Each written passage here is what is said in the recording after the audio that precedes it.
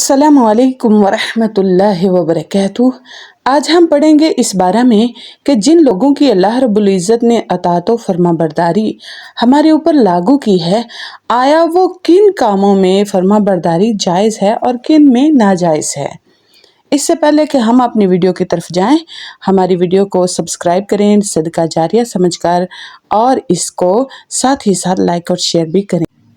हदीस क़ाल रसूलुल्लाह सल्लल्लाहु अलैहि वसल्लम ला ताअत फ़ी मासियतिन इन्नमा ताअतु फ़िल मारूफ़।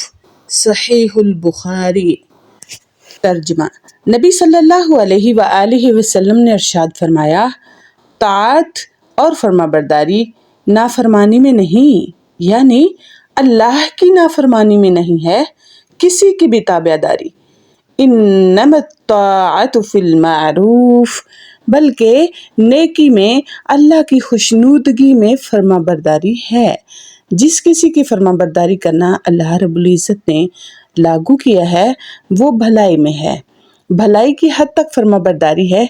जहाँ अल्लाह की नाफरमानी का खदशा हो, हदूद शुरू हो जाएं, वहाँ फरमाबरदारी काम नहीं करती। अल्लाह के कुरान से इस हदीस की तायीद होती है। अल्लाह रब्बुल इज़्ज़त का फरमान है, वताअवनु अलल बिर्रि वत्तक़वा वला ताअवनु बिल इस्मि वल उद्वान।